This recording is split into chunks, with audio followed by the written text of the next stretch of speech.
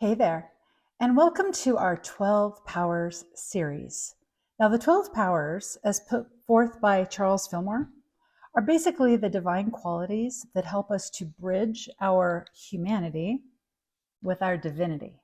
And the more that we work with our 12 powers, the more that we are living in our purpose. And our basic purpose for being here is not about what we do, but how we do it. It's going through life and choosing how we show up. It is listening and acting in faith, and then letting God guide us. And what can't we do when we are being guided by our divine nature? So, divine release is about letting go. It's the power of no. It is, you could call it elimination, renunciation, and sacrifice. I love elimination as kind of the basic metaphor, like how our body has an elimination process and it gets rid of what we are all done with. It gets rid of those things that no longer serve us. And what happens if we hold on to all that? Our body can actually start feeling toxic. So release is about saying no to what no longer works for us. Now, renunciation is when we consciously declare that we're no longer going to do something, right? Whatever that something is that no longer serves us, we renounce it. But then we have to actually sacrifice that behavior for something better. Now, the renunciation part can feel very empowering because it's like January 1st, right? I am going to stop doing this and instead I'm going to go to the gym every day, right? I'm going to do all the healthy things, and we announce it, we declare it, but then, what happens when we try to put it into practice? So sacrifice is part of release. And with sacrifice, what we're doing is we're letting go of the thing that keeps us stuck, the thing that limits us, the thing that diminishes us, and we replace it with a thing, a behavior that serves us. Now, getting into the sacrifice part, this is the part that can feel hard because we might be letting go of something that we don't want to have to let go. Ask anyone who's ever gone on a diet, right? Give up birthday cake, give up sugar, give up flour. Who wants to let those things go? And it can feel kind of unfair. So it's important that we acknowledge when we're replacing when we're sacrificing something, we replace it with something that serves us and gives us a bigger vision for our life. I heard somebody say, anything I've ever had to let go of had claw marks in it. Okay, that's how letting go can feel. But we're letting go so that we can move forward with our life. There are some things we have to let go of, or it keeps us stuck. It keeps us in suffering, right? We might have experienced the loss of a loved one, and we can't let go of how unfair that is. Maybe we can't let go of, the life that we could have had with them if we had both been able to live, into our 90s. All right, we might have to let go of past relationships that maybe they didn't serve us, and we knew that, but we wish they would have worked out. We might have to let go of betrayals, of our failures. We might have to let go of situations and conditions that didn't go our way and it felt very unfair. We might have to let go of the life that we thought we should have had. So we have a new vision for our life. This is necessary because we may choose to let something go, but if we are still dwelling on it, it continues to have power over us. Now, I love the story of Sodom and Gomorrah because it's about these two cities that are just filled with lack consciousness, crime, corruption. This is lack consciousness. This is separation consciousness. And God tells Abraham, I'm going to just rain fire and brimstone down on these cities. And Abraham, whose nephew, Lot, lives there, Abraham says, well, what if we can find like 10 really good people that live there? And the Lord says, well, okay, then I won't do it. But they can't even find 10 people, right? The angels, they go looking. All they find is Lot. And Lot protects them from an angry mob. Yeah, an angry mob came for the angels. The angels blinded the angry mob. But, still, it just wasn't a good situation. So the angels told Lot he had to take his wife He had to take his whole family and they had to flee. But here was a caveat. They said, whatever you do, don't look back. Don't look back. And we all know what happened to Lot's wife. She looked back. She looked over her shoulder and she was turned into a pillar of salt. Now, many of us might be doing that in our own way in our lives. And you could call that living life in the rear view mirror. Like we keep looking back on the loss of that loved one, our past relationships, our betrayals, our failures, the situations and conditions that didn't go our way. We keep looking back on the life we thought we should have had.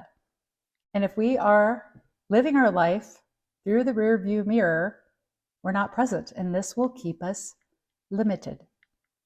Now, Lot's wife could not let go of her life. She did walk away, but it was against her will. Okay, she walked away and she couldn't release it. Now, she was not given the opportunity to have a new vision for her life.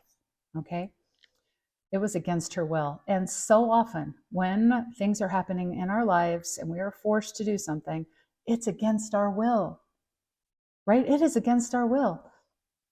In my own life, I see this play out. Each time I decide, okay, I'm going to give up sugar and flour, and I'll think, okay, this time it'll be easy, right? This time it'll be easy. But what I had to decide was, because I found this old gold journal of mine, and it was from 2023, and it said, find a bread that works well with my body. Okay, there's no bread that works well with my body. All right, I could have bread like once or twice a month, but it cannot be a regular staple in my diet. So I had to really work at seeing the benefits in my life without the bread so that I could actually let it go. So this is what we're doing. We're looking to see what would be the benefit. Why would we want to let go of something? So when we are releasing something in our life, there are actually 4 things that we have to do. So first of all, we have to be willing. Okay, we have to, and being willing means we're acknowledging that something we're doing or something that's in our life diminishes our good. We have to be willing to acknowledge that. Then we have to surrender our will to divine will. Right? We surrender our will to divine will so God within us can do what we cannot do. With our personal will, you know what we always do with our personal will? Is we keep doing the same thing and expecting different results, right? So we surrender to divine will. And then we have a new vision for our life. And like for me, it's like, why do I want to do this thing? Why do I want to sacrifice this? Because I want to experience this other thing. I want to experience having a pain-free night. I want to experience having more energy, okay? So Sharon Connors, the Unity Minister, says, our willingness to release begins with seeing that our peace, joy, and well-being are being diminished or totally blocked. This is why we decide to release something. This is why we decide we have to let something go, because our peace, our joy, our well-being are being diminished. So we have to actually be able to look and examine and get awareness of, what am I doing that's diminishing my good? What am I doing? Because our behaviors might be diminishing our good, right? The way that we show up for life, that might be the thing that's diminishing our good, right? Blaming and complaining, it diminishes our good. It diminishes our good. It cancels out our 5 minutes of affirmations in the morning. It cancels out the couple of gratitudes that we might have had. We have to sacrifice a need to blame and complain. It might be habitual.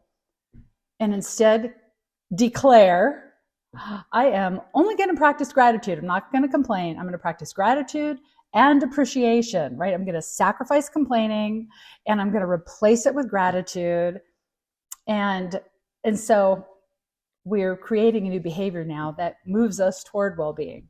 So we do have to be willing to acknowledge what it is we need to let go, surrender our will to divine will, have a new vision for our life, and then we just start where we are. We just do our best right here, right now, like with what we've got. So release, being able to practice this release clears the way for the light of God to shine through us. It clears the way for the God within to do what we cannot do. So here's our call to action. I have an affirmation for us, and I'm going to say it, and then we'll say it again together. I release anything and everything that no longer serves my unfolding good. I release anything and everything that no longer serves my unfolding good. And our good is constantly unfolding around us and through us, for us, as us. But if we are hanging on to the things that do not serve us, if we are hanging on to the things that diminish us, we'll make choices that diminish us, and the good will get pushed aside. And it'll be like driving a car, staring only in the rearview mirror. We won't see the good coming toward us. We're just busy looking at everything in the back and back there. Right? So if we make choices, right, that diminish us, this is our good is getting pushed aside, but it's still there. We're just going to think there's no good, but it is still there. It is always available because that power that creates worlds is always at work through you, for you, as you. It is always available. So releasing what doesn't work makes space for the good. So here's our invitation for this week. Ask yourself, at some point, you'll have the opportunity. Ask yourself, what is diminishing my good? Am I making choices that diminish my good? What belief is no longer serving me? Okay, what am I doing? It just doesn't serve me. Now, if we can acknowledge that this something does not serve us, we can be willing to let it go. We can surrender our will to divine will. We can have a new vision for our life, right? We sacrifice the thing that doesn't work so that we can show up to life in a different way that feels exciting and authentic to us, right? When we practice this divine release, we now have the freedom to choose how we are showing up in our life every day.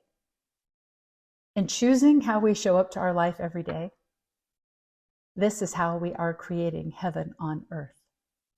So remember, you are divinely designed to be doing this. The 12 powers are at work in you all the time, right? They are your connection to your divinity, right? The bridge between your physicality and your divine nature. Okay, you are a one-time, one-of-a-kind cosmic event. In everything you do, you are blessed, and so it is. We'll see you next time.